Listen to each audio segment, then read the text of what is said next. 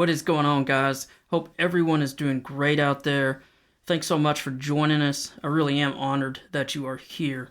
Now, if this is the first time you've ever joined us, just know up front that I am a proud moderate. I served 4 years in the Marines, and every week I do 3 things with this show. First, I discussed conflicts happening around the world that might affect you or our military.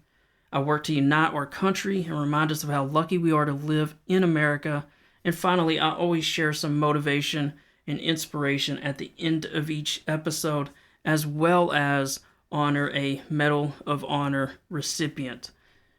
If it's the first time you've ever joined us, I do have timestamps in case you want to jump forward to certain sections, but man, this week we have so much news that I'm just going to get straight into it.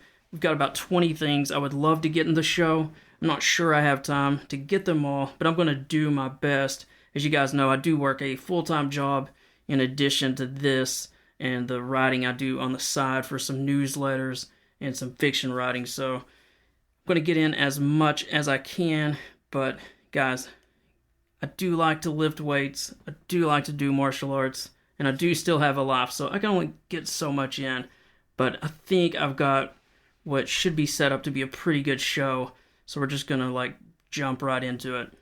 One story that I will not be covering in much detail involves Iran. As you know, the second in command there died in a helicopter crash earlier this week, and had all kinds of notes to write about it, but there's been pretty good reporting on that from various mainstream news outlets.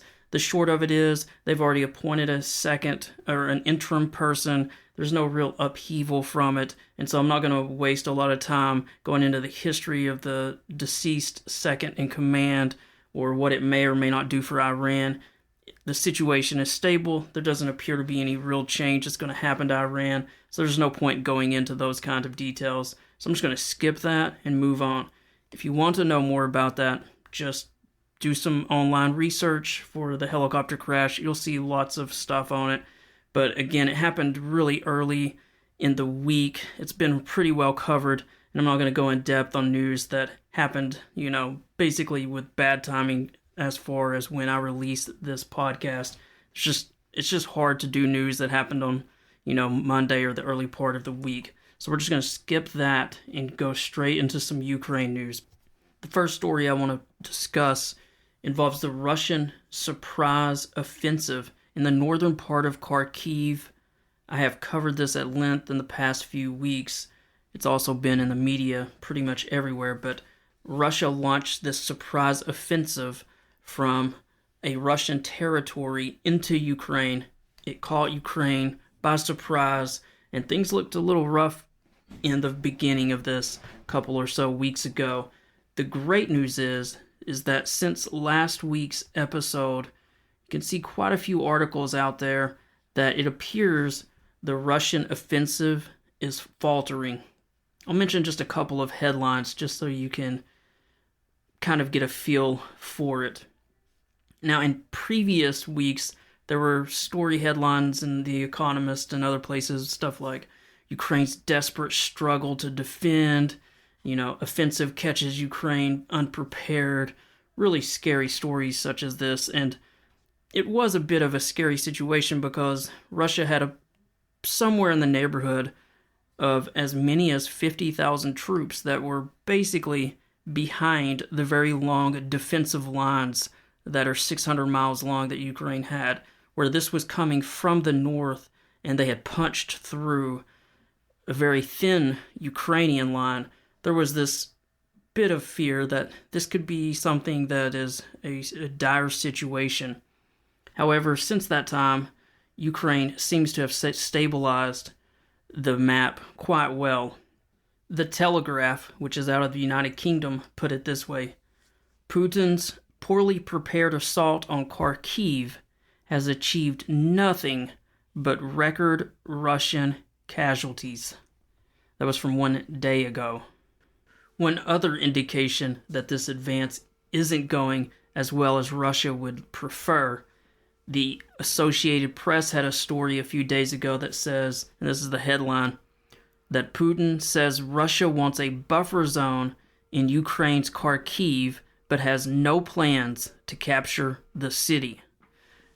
Of course, if you were keeping up, initially Putin was pretty much celebrating this breakthrough in the northern part of Ukraine, but many analysts were saying by the fact that he said that they just wanted a buffer zone and they had no plans to capture the city, that perhaps this was an indication that the fighting was not going as well as Russia had hoped, and thus he was already trying to tamp down expectations on this surprise offensive. So that's the good news. Ukraine has gotten the surprise hook from Russia. It took the surprise hook, it's regained its footing, it's stabilizing the defensive lines, and even Russia appears to realize that this unique or surprise move that they had planned isn't going to quite work out the way they had hoped. So that was the good news. I wanted to start with some good news. We're going to move now into some not so great news for Ukraine, which the Washington Post had a detailed, in-depth story about the energy grid inside Ukraine. And the headline was, "With its energy network nearly destroyed, Ukraine already fears the winter." So yes, you heard that right. We're in summer, and Ukraine is already worried about the winter, because with the 6-month delay in getting additional air defense and weaponry to Ukraine, while our Congress was dallying and wasting time, Russia took advantage of it. And so they spent the past, especially the last month, 6 weeks, about 4 to 6 weeks or so, attacking Ukraine's actual production part of the energy grid. Just as a bit of a refresher, a year or so ago, Russia was using the Iranian-made Shahed drones to hit electrical substations, and they were targeting those around the country, and at first Ukraine didn't have a good answer to it, and it was proving to be successful.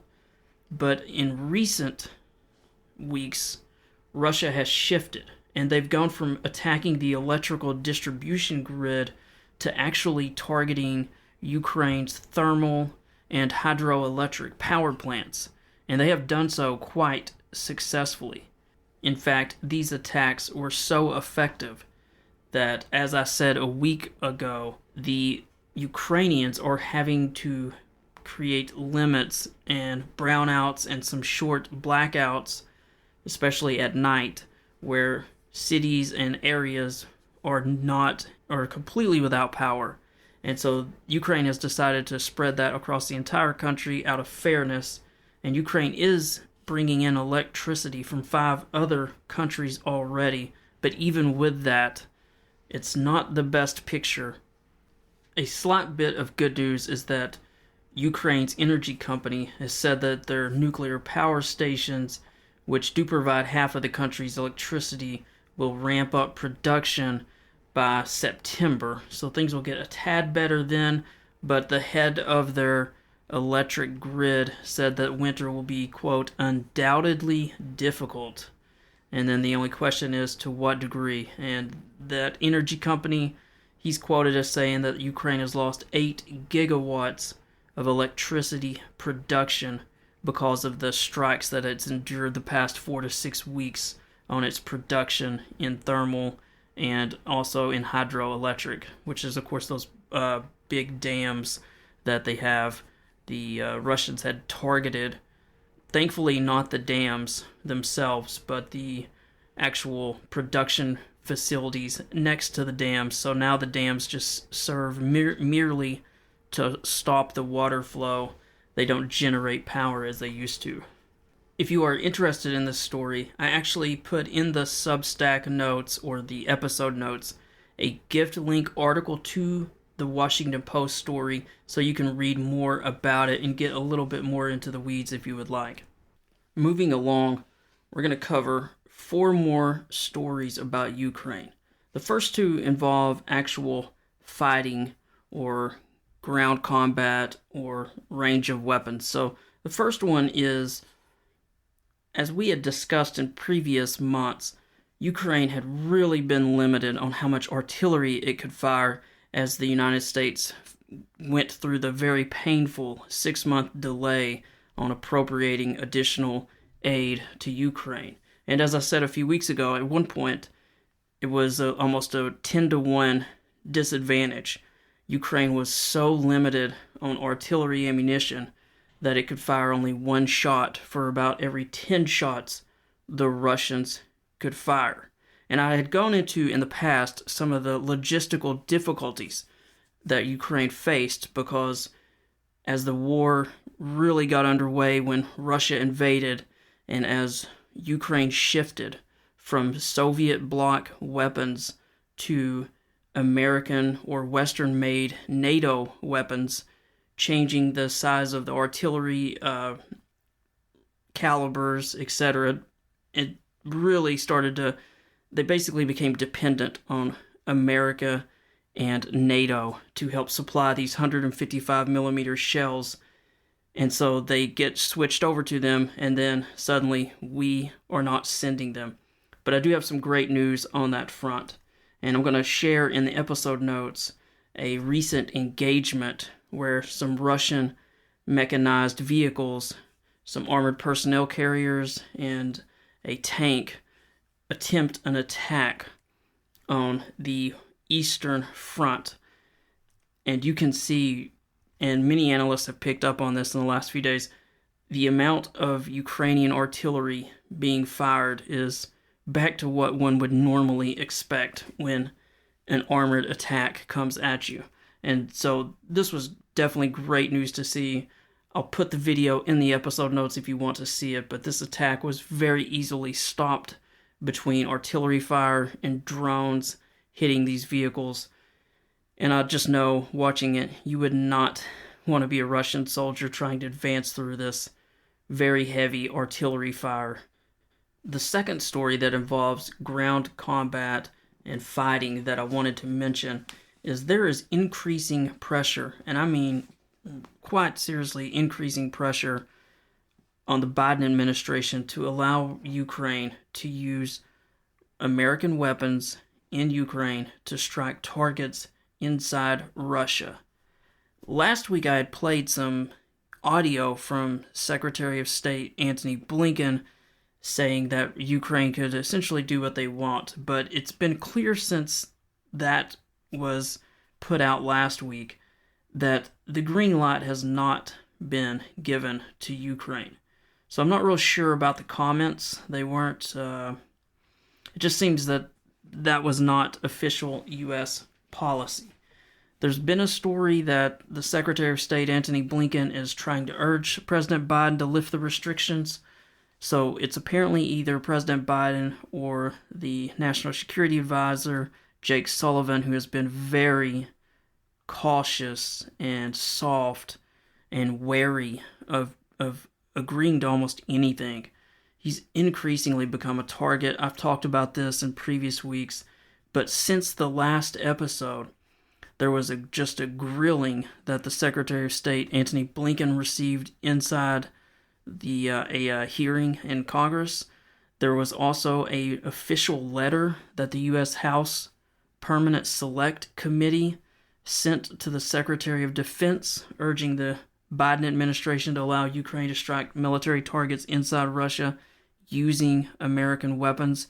I've got that letter in the episode notes if you want to read it, but definitely a hard push to allow Ukraine to be more aggressive in the use of these American weapons. And it feels like, especially with the comments last week that I played, it just feels like that the momentum is shifting and that green light will be coming from the Biden administration relatively soon. There's just too much pressure building against them, and the attacks from Russia against the energy grid, there's just too much pressure, I think. So I would predict that the green light will be officially given relatively soon.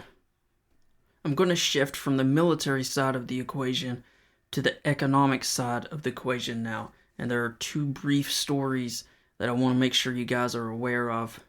The first story involves the European Union, and they have moved forward with a plan to use the proceeds or profits, and in this case, basically the interest from about 300 billion of frozen Russian assets. That was all this money was locked, these assets were locked down once Russia illegally invaded Ukraine a couple of years ago. So the European Union has voted to take the interest from this 300 billion, which is about $3 billion in its first year, and they are going to actually transfer that to buy arms for Ukraine. Now, this is a pretty big move, and the crazy thing is, so $3 billion is obviously a pretty good chunk of change, but the crazier part is that they're actually looking at a plan to potentially borrow and essentially lend money to Ukraine based on a value of that 300 billion. And so they would basically use the future profits from those frozen Russian assets to pay off what, maybe a 20 or 30 billion dollar loan that Ukraine could use. And so that's kind of a more aggressive thing that they are looking at. And of course, many analysts have been saying for a long time, the most aggressive hawks, that this money that has been held in the European Union, and then there's also quite a bit that the US has access to, should just be seized and donated or provided to Ukraine. That is the most aggressive position that some analysts have pushed, because that starts to, it really goes into some gray zones on international relations. Having said all that, that's all for the future, but at least for the moment, some small bit of good news for Ukraine, in that the European Union, at least, is moving in that direction, and they have decided to move forward on providing about $3 billion of, as I said, interest. So I've got a story to that, a link to that in the episode notes, but you can find the link that I have is behind a paywall, but you can find other stories that talk about this move by the European Union. So that's the first economic story I wanted to make sure you were aware of. The second economic story involves Russia itself, and the United Kingdom's Defense Intelligence Agency has released a report that Russia is experiencing a pretty significant labor shortage, and it is becoming an increasingly significant problem in some sectors. According to the United Kingdom, Russia has almost a shortage of nearly 5 million workers by the end of 2023. And the UK is saying that the Russian transport and logistics industry was unable to fill 25% of its truck driver vacancies. Now, there's a couple of things causing this. First of all, obviously, the large mobilization of men being drafted against their will and forced into service in the Russian army. That was part of the issue. The second thing is, obviously, at the beginning of this horrific war that was launched by Russia, more than 1 million Russian men who could have served or could have remained in Russia working fled the country, and Russia actually let them go. I covered that in quite a bit of detail toward the very beginning when I first launched the podcast, and part of the reason that Vladimir Putin let them go instead of locking down the country is that he knew that those who were willing to leave, those who were willing or unwilling to serve, they would be troublemakers. And it was in some ways a smart move. Let out these guys who might have resisted, who might have protested, who might have even fought or conducted acts of sabotage inside Russia. Just let those dudes go. Just keep the sheep, the large masses who refuse to resist inside the country. Let the belligerent ones go. And that's what he did. Now, unfortunately for Vladimir Putin, many of those were skilled professionals who wanted to avoid the draft. So he lost talented individuals and some of the some of those folks came from money and they were well educated, and so he lost both their intellect and also their financial resources as these folks fled Russia.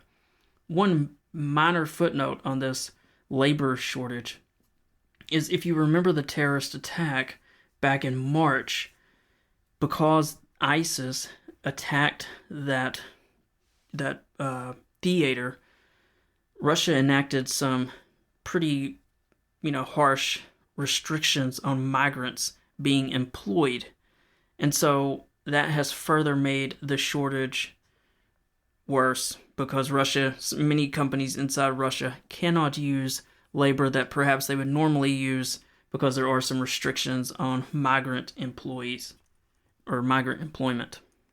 We're going to take a quick break, but when we come back, we're going to get into a couple of U.S. news stories that are military in nature that I think you'll appreciate.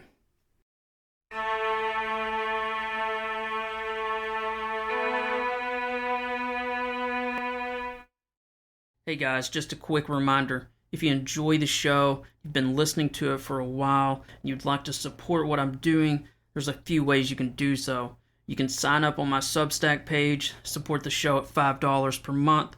You can also do it through Patreon. I've got a link to that in the episode notes. And then finally, you can even just send a tip through Venmo. I've got a link to that as well. I really appreciate all of y'all's support. It helps me justify the time to do this, and I really am excited about where this show might end up going and how many people it might actually end up helping.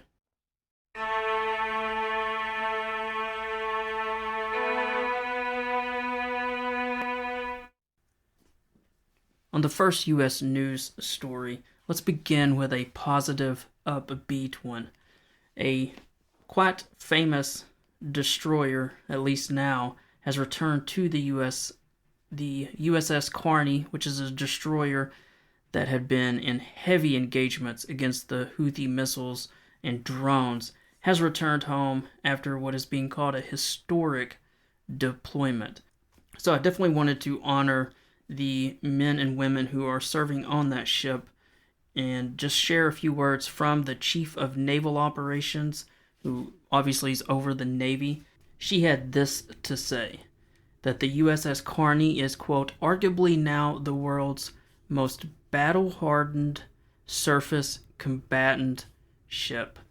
And she called the Carney, she reflected on the fact that the Carney had conducted 51 engagements in 6 months. So 51 engagements in 6 months. And she said the last time our Navy directly engaged the enemy to the degree that the USS Carney had was way back in World War II, and that was the USS Hugh Hadley, which had an engagement record of 23.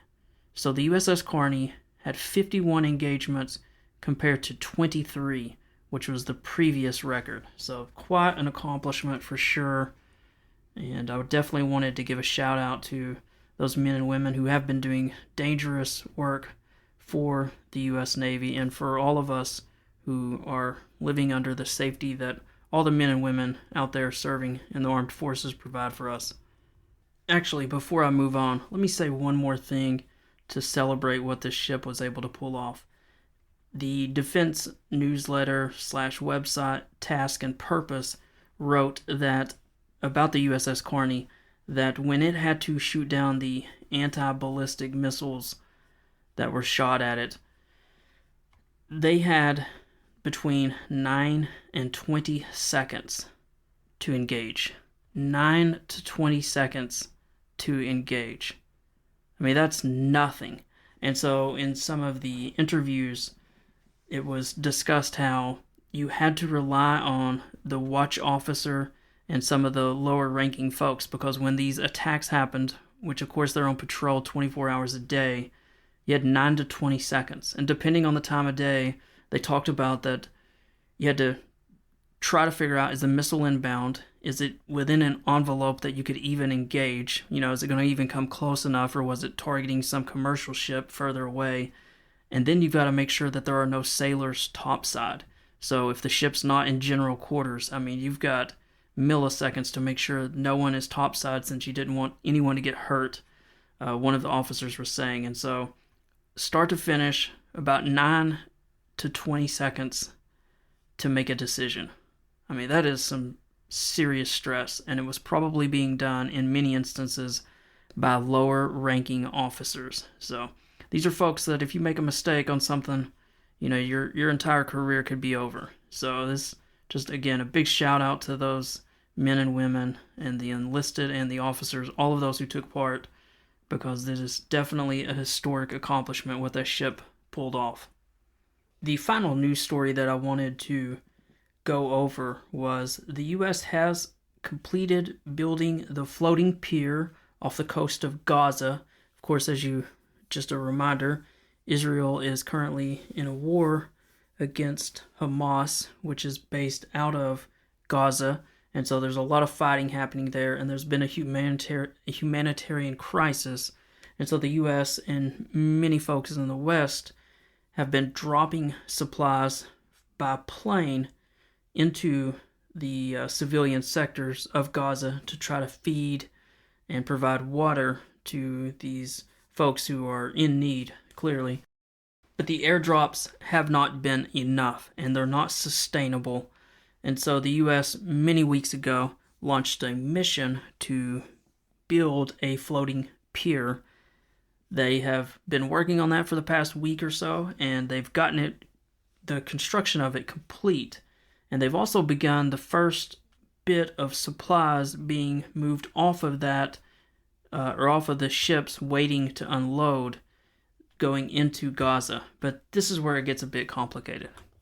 As this aid has been loaded onto trucks and sent out for delivery, it has been mobbed by Palestinian people. And so they had to stop the aid, and they're trying to figure out a way to deal with this. Right now, the military is saying they're looking for alternate routes, but ultimately, this could be a problem that it's going to be a bit of a challenge, because at some point, you can see these trucks, they're just driven by civilians, they're not protected, and so I'm not sure of an easy solution, because even with alternate routes, there are a lot of people there, many of them are desperate, and I'm sure some of the effort is probably driven by Hamas fighters that have been left behind. So I'm not sure if at some point some of these trucks may need some type of a security element. I'm not saying that's something that U.S. forces would do, but I am saying someone will, and at least it would seem to me, will have to try to provide some type of security to these trucks. The second thing I wanted to mention, and some analysts are talking about this already, is that as a part of building this floating pier, you obviously have to protect it from attacks. There are U.S. troops around this thing, and they have already, there's video, in fact, online of a weapon system, what's called a CWIS, but it's a close-in weapon system test firing. The Navy has put on ground inside Israel or Gaza one of these weapon systems to shoot down rockets and drones or anything that might attack the pier, and there's video of it test firing, and you can see a few maybe Marines or soldiers, it's not real clear which, standing near it with weapons. So there are definitely some U.S. troops that are inside Gaza, and so anytime you have that, you have the potential, obviously there's some danger of being there, period, but there's also the potential of mission creep. And so between the trucks needing to be protected, between having some troops on the ground, I'm just putting all that out there, because this is sometimes how it starts. If you need a memory refresher, back in the 90s when Somalia was dealing with a terrible famine and a humanitarian catastrophe itself, initially the UN began sending food supplies there.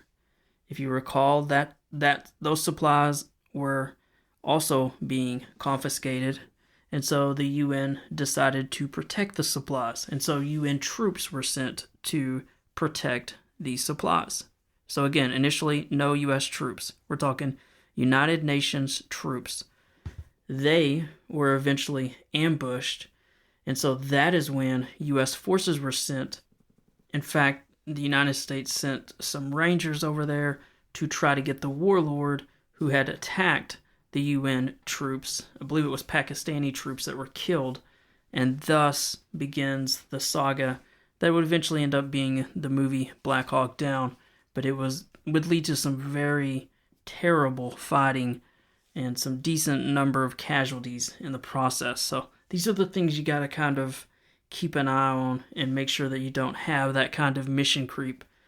In my opinion, mission creep is one of the most dangerous things that can happen in any type of military deployment anywhere. Another good example, obviously the Somali is, a prime example, but mission creep happened in Afghanistan. Initially after 9/11, the towers fall, we go after Osama bin Laden and Al-Qaeda.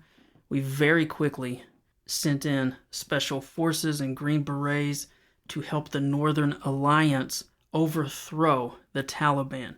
And initially, the plan was, we'll let local leaders, part of the Northern Alliance, run the country. We're just here to get Al-Qaeda and Osama bin Laden.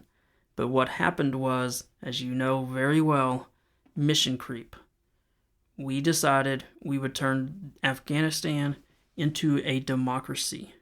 We decided we would take a country that had one of the highest illiteracy rates in the world, that by many estimations was just a fundamentalist religious country.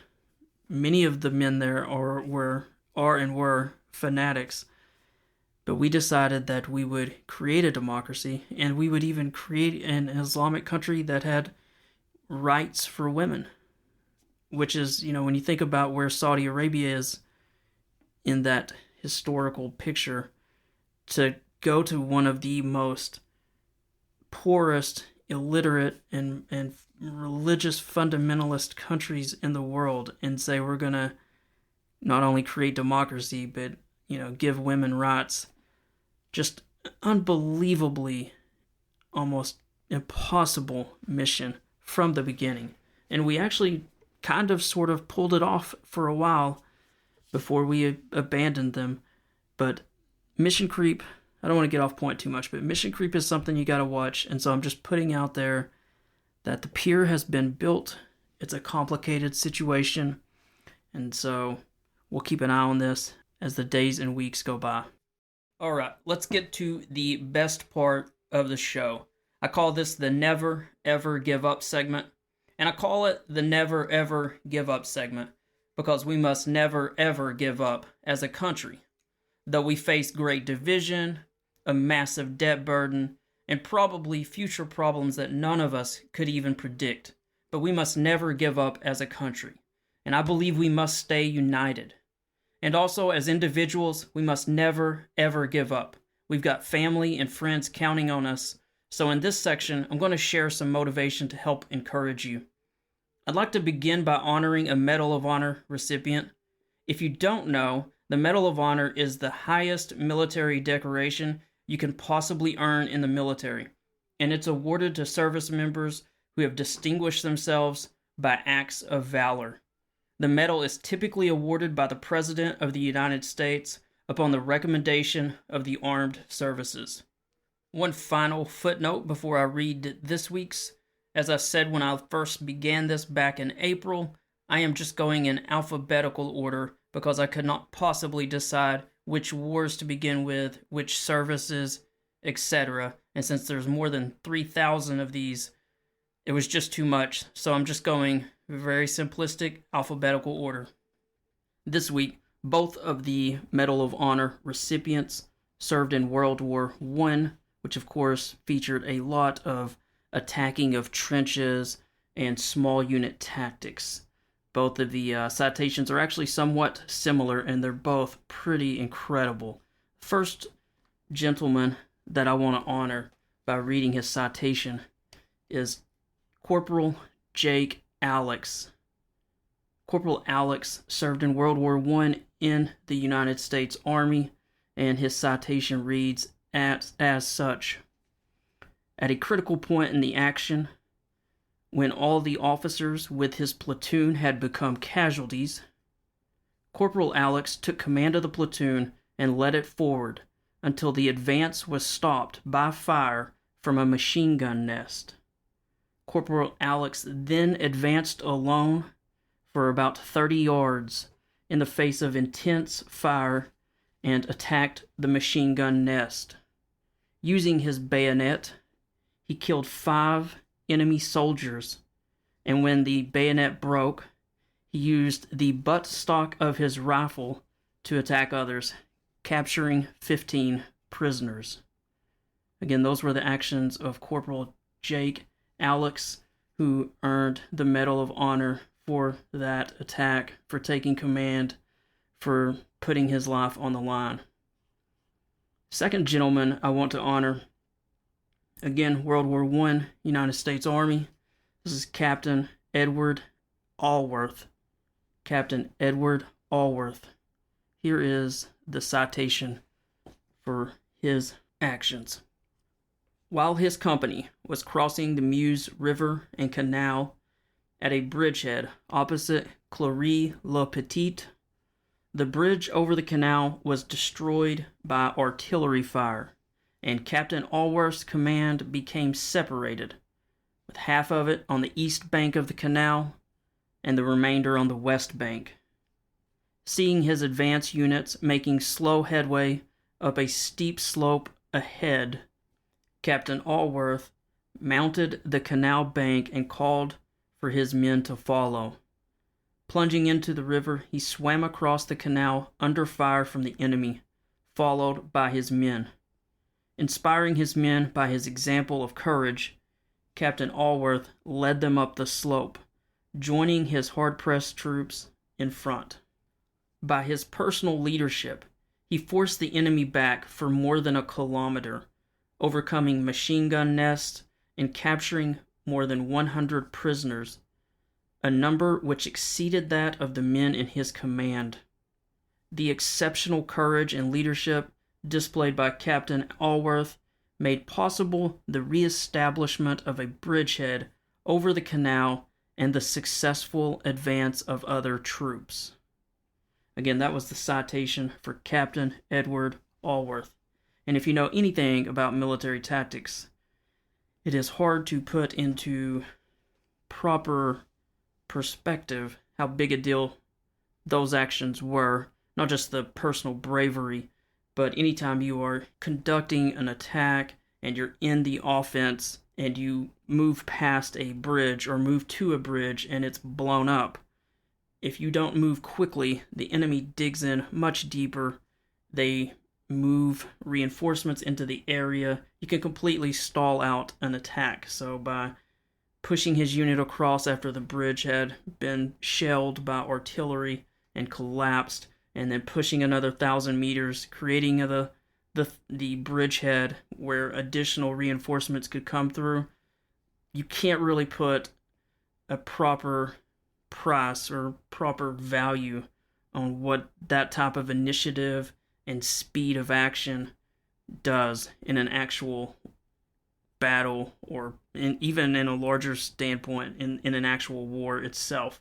Those things really add up as you get momentum and as you push. So Captain Edward Allworth received the Medal of Honor for his actions. As I say every week, I share these Medal of Honor stories to remind us of the sacrifices that have been made through the nearly 250 years of American history. Through so many major wars, more than 1 million Americans have sacrificed their lives and died, getting us to this time and place in our history.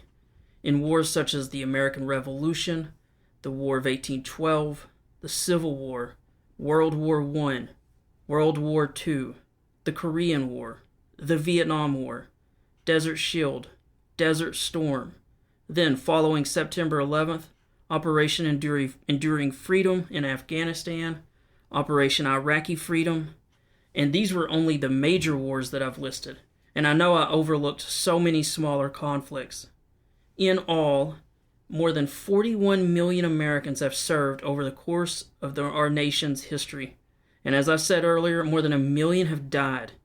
Tens of millions have been wounded or had their lives shattered. So I think it's always important that we remember these facts, particularly when we have people regularly saying that we face a potential civil war, or that we should split up our country because of whatever the latest culture war is, or any other number of silly reasons. I think our grandparents and our great-grandparents and those who came before them would be dumbfounded to think we could rip apart this great nation over such trifling issues. Now, let's share some motivation to make sure that we never, ever give up in our own personal lives. And, of course, if you're a regular listener, I also speak about never giving up when I discuss PTSD at the end of the show. But for now, let's just talk about some motivation, and we've got some great ones this week. Here is the first one, and this first one isn't just motivation. This is ways to improve our communication, which I had come across and which I thought was pretty good, and so I want to just share these. So these are ways of saying things in a more effective way. So instead of saying, "You'll be fine," try saying, "I understand." Again, instead of saying, "You'll be fine," try saying, "I understand." Instead of saying, "You should," replace that with, "What makes you feel supported?" Again, don't just say "you should." What makes you feel supported is a better way of saying that. Instead of saying, "It's okay," try saying, "I'm listening." I'm pretty bad on "you should" and "it's okay." I gotta be honest. But again, instead of saying "it's okay," try saying "I'm listening." Instead of saying "I once," we all know some people are horrible about this, but you tell them a story and then they have to up you. And they say, "Well, I once did this," and their story's always better than yours. At least in their words, or their minds, I should say. So instead of "I once," something we can all do is just say, "Well, tell me more. Tell me more about whatever that thing is they're telling you." And then this last one, instead of just a "how are you," after you do a brief hello, you can say, "What made you smile today?" Or "Tell me something good that's happened in the past week." So those are some good communication ones. I thought I'd share those. Let's move to some regular, just motivation ones. Here's the first one of those. Success takes time. Keep grinding. Next one. Live your life in such a way that when your name is mentioned, people will smile. It's a good one. Next one's a quote from an unknown person. Don't limit your challenges. Challenge your limits. Again, don't limit your challenges. Challenge your limits. Next one. You have the power to become anything you dream of. Not only today, but every day. This is not done by luck, but through your actions and mindset. Actions and mindset. Those are two good ones, right? What are you doing? How are you keeping yourself mentally motivated and mentally strong to keep going? Actions and mindset. Those are good ones. The next one actually mentions mindset, coincidentally, but create a mindset where you think everything is happening in your favor. Oh, that's a good one. Create a mindset where you think everything is happening in your favor. Just imagine if you had to make a sales call or something, or you're going for that interview, and in your mind, you're going into it not nervous, but you're saying, "I'm going to make this call, and they want to hear from me." Or, "I'm going into this interview. They haven't had good interviews. They want me there." Such a different attitude, isn't it? This next one's kind of a tricky quote. It's from the great Russian author Leo Tolstoy, but I'm going to read it a couple of times because it's so good. And I've definitely found this to be true in my short life of 46 years, but the quote is this: "No matter how old or how sick you are, how much or little you have done, your business in life not only isn't finished, but hasn't yet received its final, decisive meaning until your very last breath."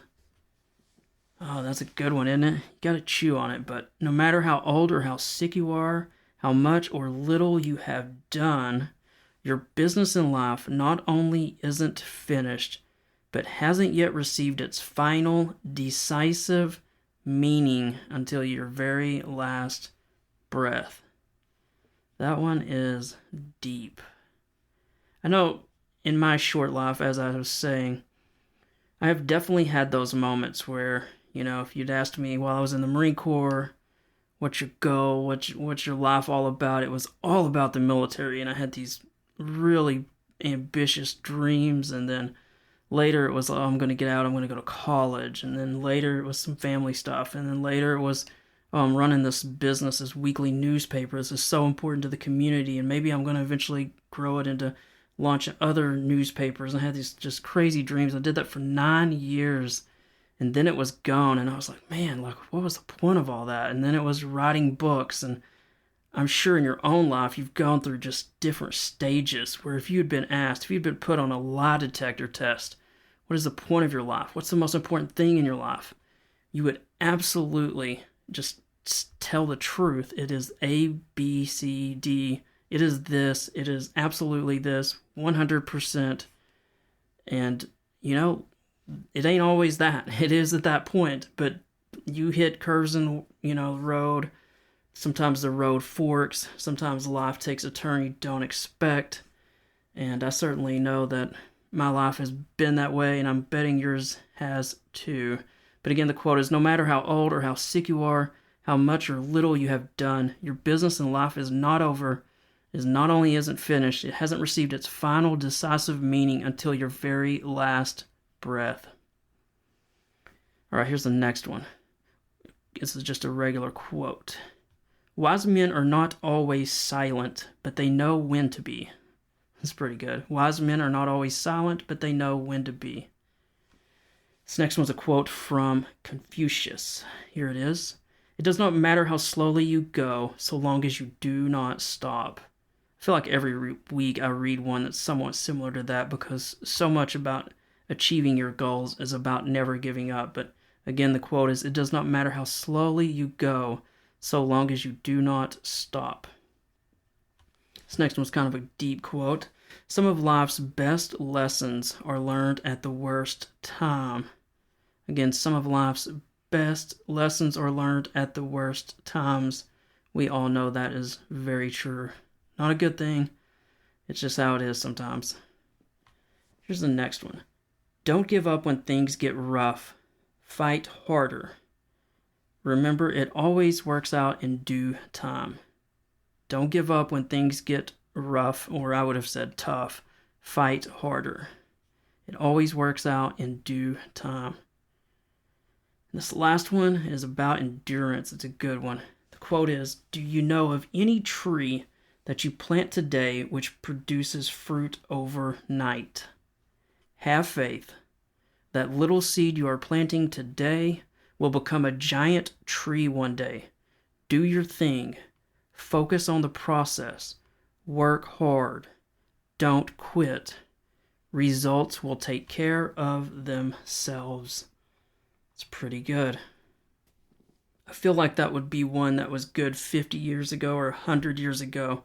But in 2024, when we live in such a impatient society, and with phones and apps and instant order and delivery within a day or so, it just is so hard to be patient. And so I think that's one of those deeper parts of wisdom that we just struggle with these days. We do not know how to be patient, and we all give up on our goals and dreams way too soon.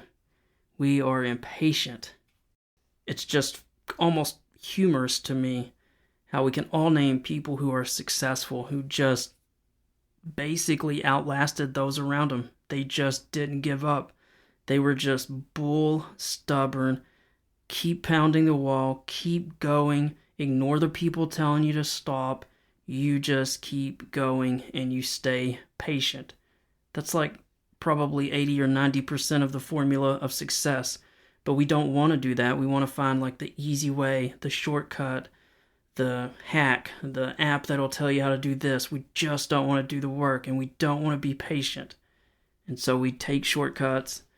We get frustrated and resentful, and eventually we get impatient and we quit. Patience. Such a simple concept, but so hard to do, especially in the time that we live in. I always like to share a few from the Bible because this book has become such a source of strength and wisdom and calm for me during the past year. And I hope by sharing a few verses, it might help encourage you to get into the Bible yourself, because I think it will really help you. And honestly, if you were like me and you'd spent years and years reading self-help books, meditating, Buddhism, whatever it was that you've been doing, and it's still not working, then I say why not try something else? We know that the definition of insanity is doing the same thing over and over, expecting a different result. So if you've never cracked open the Bible, I invite you to try it. In fact, I almost double dog dare you to try it. Because if it's all fake, if it's all not real, then it should have absolutely no effect on you. If it's just another lame self-help book, then you have nothing to worry about. You've tried everything else, so why not try this? And I think if you do, you'll see that the Bible is the handbook for your life. I think you'll find it speaking to you because it's not just ancient words, it's the wisdom of God. And if you need hope and purpose, if you're really drowning and feeling lost, then you need more than the self-help quotes I shared above. You need God. And one of the best ways to find Him is in the Bible. You don't have to go to some church you're nervous to visit. You can start learning about Him from the safety of your home by simply reading the Bible, either in print or on your phone through a Bible app. We are going to do 2 small readings from the Bible in this podcast episode. This first one is from Psalms chapter 36, and it starts at verse 9. For you are the fountain of life, the light by which we see. Pour out your unfailing love on those who love you. Give justice to those with honest hearts. Don't let the proud trample me or the wicked push me around. The second one I wanted to read is from Colossians chapter 3, starts at verse 12. Since God chose you to be the holy people He loves, you must clothe yourselves with tender-hearted mercy, kindness, humility, gentleness, and patience. Make allowance for each other's faults, and forgive anyone who offends you. Remember, the Lord forgave you, so you must forgive others. Above all, clothe yourselves with love, which binds us all together in perfect harmony, and let the peace that comes from Christ rule in your hearts. For as members of one body, you are called to live in peace and always be thankful. Let the message about Christ in all its richness fill your lives. Teach and counsel each other with all the wisdom He gives. Sing psalms and hymns and spiritual songs to God with thankful hearts. Thanks so much for joining us this week. I hope as you go through this week that you act a little nicer on social media and in the world as well. Smile at folks in the grocery store, do small acts of kindness, and remember that most Americans are good, and they will help you in an emergency, even if you don't agree politically. Now, I have to finish with 2 things. I want to say a bit about myself and my books in case you're new to the show, and then I need to say some words for those struggling with PTSD or mental illness, especially since veterans are at a 57% higher risk of suicide. First, a bit about myself and my books. I am a military vet. I spent 4 years in the Marine Corps, all of that time in the infantry, and yes, that does matter. After my enlistment, I went to college at the University of Tennessee. I became a journalist. I spent more than 10 years in the news business. Besides all of that, I've also written 12 books. Those books include a series about a Marine Corps sniper, several novels about a police detective and a private investigator, and a few books about war, such as World War II and Afghanistan. Basically, these are all fast-moving books with lots of action and plot twists, because those are the kind of books I've always enjoyed reading. You can find all of those books in the link in the episode notes, or you can look on Amazon by just searching my name, Stan R. Mitchell. Buying a book, telling a friend about a book, or buying one as a gift for someone, friend or loved one, is a great way to help support the show. And in all seriousness, they're pretty highly rated, and I've been very fortunate to have sold 70,000 copies to date. And I promise you, even though I live in Tennessee, I do not have that many cousins. The second thing I need to talk about is PTSD and suicide for just a moment. This isn't just for our veterans, although I know PTSD does seem to affect veterans at a much higher rate, but it's for anyone. We can all get in a really low spot, but we have to remember that it's a season. It's a valley. If you're having serious issues, please call 988, select 1. You can talk to a crisis line responder anytime, day or night. Whether you're a civilian or a veteran, it doesn't matter. But I do know this is hard to do, and I know most of you won't, so I have to be a little mean here. The fact is that when we had a drill instructor in boot camp pushing us, or maybe a tough coach back in high school, you know that you can go further than when it's just yourself pushing you. So I'm going to be that person. I'm going to be mean for just a moment, and I have to remind you that you cannot give up. Do not lose this fight. Do not make your parents or your family have to plan your funeral. Don't make them feel guilty that they did not check on you, that they could not reach you. You can hold on another day, and if you do, I promise the next day will be a little easier. Now, again, if you're in a fight that you worry you may lose, call someone. Call a friend or a family member. Please, just do that. Or call 988, select 1. But whatever you do, do not quit. You're in a valley, and this world needs you. Probably your parents need you. I mean, seriously. Who's going to take care of your parents in 30 years? I'm being dead serious here. I just helped take care of my mom while she fought with cancer before she passed. I'm helping take care of my dad now. But who's going to do it for you? Are you going to let the system take care of them? How horrible is that? So you cannot quit. And believe me, there's something you're meant to do. You just can't see it because you're in this immediate fog and pain. You can't see that end result. But there's a mission for you to do. Maybe it's to coach Little League. Maybe it's to help others with PTSD. Maybe it's to run for office. But there's some calling for you. You just haven't found it. But you need to get involved. You need to stop isolating yourself. Go visit a veterans group, the VFW. Visit a church near you. Talk to some family that you have lost touch with. Or maybe reach out to that friend that you've grown apart from. They're probably dying to talk to you. But seriously, if you're struggling, call the hotline 988 and select 1. Or you can also start moving toward God. If you're not willing to make that phone call, read the Bible if you never have. I think it will help. Read some of Psalms or Proverbs, or start with the New Testament. I would suggest the book of John. I think you'll find that the Bible will start drawing you in and changing your life. If you don't have a Bible, you can download a Bible app on your phone, or you can look it up online. There are dozens of sites with it. Even simpler, I have a link in the episode notes that I think can help you. I write a faith-based blog about the Bible and God, and I have a link in my episode notes to a pretty powerful story about my dog, who is a stray that we adopted from the shelter. The title of the article is Be Like Ozzy, Go Near Your Master. I've had a lot of people tell me that story really helped move them, that it was very impactful. So, it's free to read. You got nothing to lose by going to read it. Now, I always like to end each show by reminding people that you can comment anytime. I try to monitor those. You can also reach out privately by email to me at authorstanrmitchell@yahoo.com. And that's in the episode notes, by the way. But again, it's authorstanrmitchell@yahoo.com.